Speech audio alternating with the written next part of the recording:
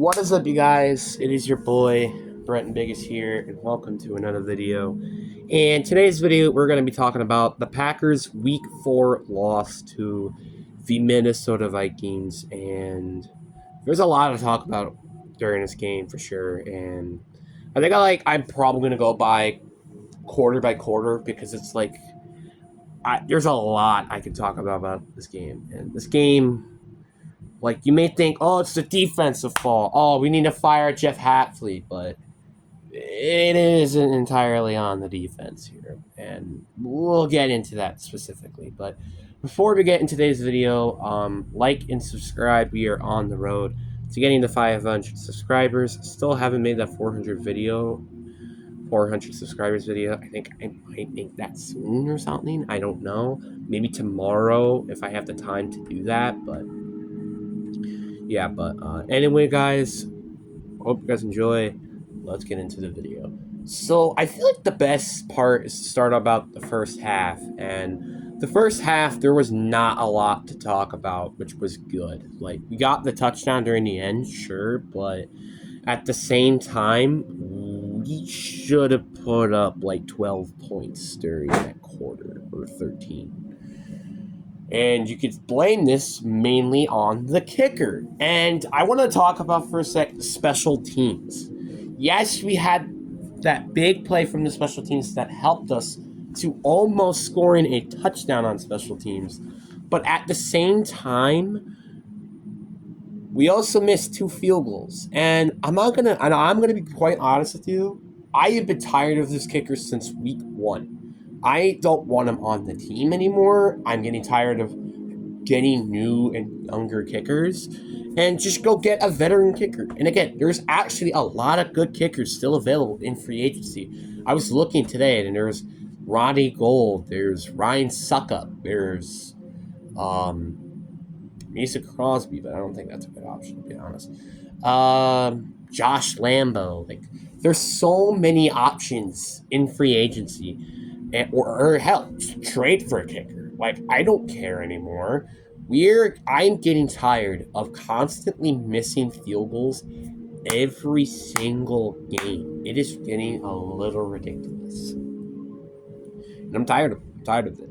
And yes, our defense definitely did struggle during the first half, but they also made some couple stops. And not even gonna lie with you, I think our defense played good enough to win the game. Like, with how our offense was going during the second half, our defense played good enough to win the game. And now you're like, wait, what are you talking about? They allowed 4 touchdowns and Sam Darnold, blah, blah, blah. It's not that bad. Like, really, when you watch the game, there are some bullcrap calls, and I'm not even going to lie, it's kind of bull. Like, for example, there was that one pass interference penalty from us that honestly should have just been a pass interference on both sides, which would have been Justin Jefferson and Eric Stokes. And it's just kind of bullcrap. And yeah, I do agree. I wish we got after the quarterback more. I wish we weren't allowing him to just run outside of the pocket, getting 15 yards per carry, which I'm pretty sure that's an average. So it's just like, why? Why are we allowing him to get 15 yards per carry? Why are we allowing Aaron Jones to get over almost 100 yards? It's just, there are a lot of problems with our defense, and honestly, the fact I'm saying that our defense wasn't even the biggest issue during the game is kind of surprising. I knew heading into this game we were definitely going to struggle offensively, but or defensively, I didn't know we were going to play this good. Honestly, I was kind of expecting us to allow about 30-ish points during that game. And guess what? We didn't. And offensively, God, I don't want to talk about it. Our offense was awful all game. Fourth quarter was the only time we really were putting up points on the board.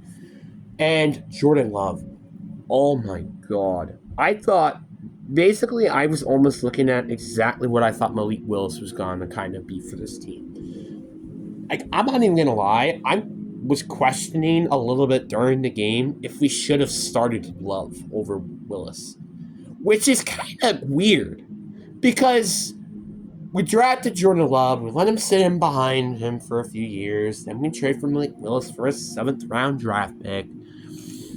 And now we're just this just happens. It's so frustrating. He threw 3 interceptions during the game, which, for the record, one of them was definitely not his fault. I think it was a bit more on either the tight end or Romeo Dallas for the interception, but the other 2 were definitely his fault. Throwing the ball to Christian McCaffrey, unfortunately, got hurt during the game. Instead, throwing it to the wide open tight end, throwing a deep shot to the receiver when we didn't need to. It was so frustrating. It's just like, why are we making these constant decisions all the freaking time? It's getting annoying when there's open checkdowns or open players in the middle of the field. It's kind of annoying. And also, the one thing I do want to mention as well was the catching. The catching was awful in this game. It was pretty bad. Octavian Wicks, I think, was the most consistent catching receiver who was constantly getting the ball. I guess also Jaden Reed, but he was not really getting the ball that much. Same thing with Malik Heath, who I was starting to question why he wasn't in the game more often, since he was catching the ball every time. It's just kind of getting frustrating that we have all these young receivers that are just struggling to catch the ball, and we just don't got any veteran experience in there. It's kind of frustrating. I wish that we can just, again, fix the issue, but we can't just fix this issue off of doing sprints or just doing receiving drills. It's just not like. Also, the throwing is just like, it's kind of getting a little frustrating. Now, Jordan Love, I'm not saying, oh, throwing a deep shot is bad every single play. Like, sometimes it pays off, like it did during the game. But sometimes it doesn't pay off, and it costs us the game, like it kind of did. Our offense, if it weren't for some mistakes, we could have potentially put up over 40 points this game. I'm going to be quite honest with you. I think our offense should have played much better than what they did during that game, and we could have potentially won. And again, it goes back to the kicker of why he missed 6 points during the game. Like, why did he miss 6 points? We don't know. Like, if we include those kicks and probably them scoring a touchdown, the game would probably be like maybe like 33-36 or 37 Green Bay. And I'm not going to say, oh, this team sucks. That was my honest opinion when we were heading out of halftime. I thought, oh, wow, we are getting our ass kicked by the Vikings. But now, thankfully, I could confidently say we are not getting our ass handed to us to the Vikings. Now, before I say anything, we usually struggle to the Vikings. This is not a surprise. I don't know why, but every time, the first time we go against the Vikings, we always lose. And I was thinking, oh, maybe that might not happen during this game. But no, it happened again. Thankfully, we got another week to prepare against the LA Rams, who are very injured, and should give us time to figure out all the issues that we need to fix. Which one of the issues, for example, are tackling, or catching the ball, or keeping the ball, or getting interceptions, because we could have gotten that one interception. Looking at you, Xavier McKinney. No offense, he had a really good game, but still. And the one thing I'm getting tired of is the secondary. Now, Xavier McKinney had a very good game, don't get me wrong, but Keyshawn Nixon and Eric Stokes and Corey Ballantyne played awful. They played terrible. They were playing some terrible secondary. Like Keyshawn Nixon, I think allowed like a couple touchdowns during this game. Same thing with Corey Ballantyne. It's just so frustrating. Why can't we just go get more corners? Eric Stokes, he didn't have a great game either, but at least he wasn't allowing a touchdown. All right, that's the most important thing to note, is that he wasn't allowing touchdowns, unlike these guys. So starting to look at what that game was, we might need to look at corner, because corner is just I'm getting tired of corner. Like, I'm getting personally tired of this wacky secondary.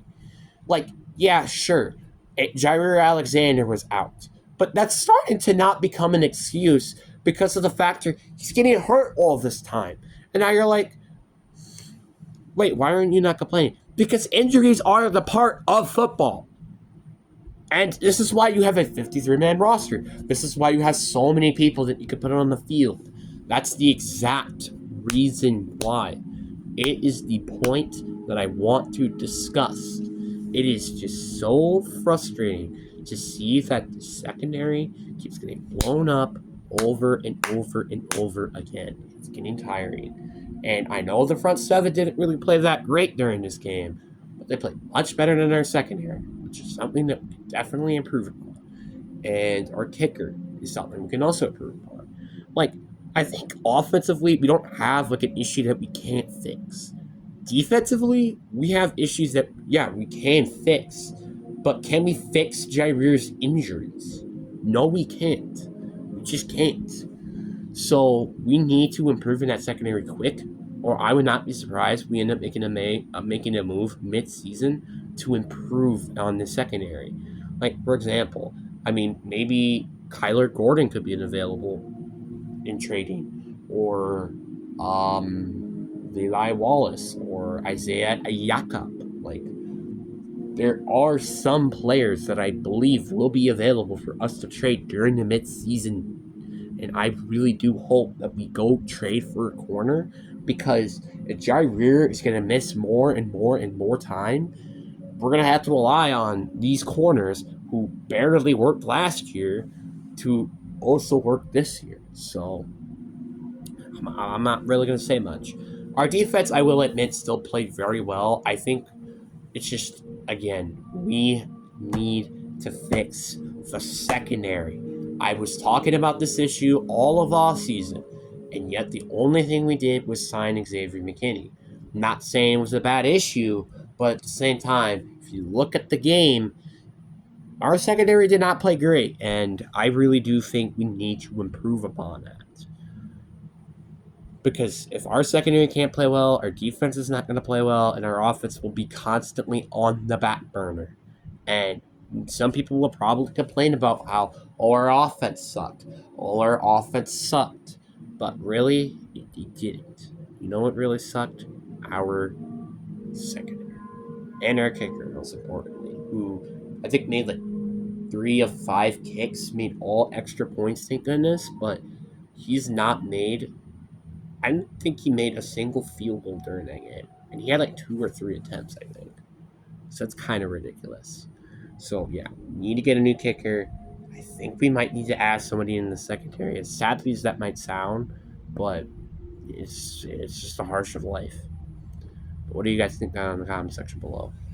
Obviously, again, this is my personal opinion. I don't want to ruin on anybody, but it's just what I personally saw during the game.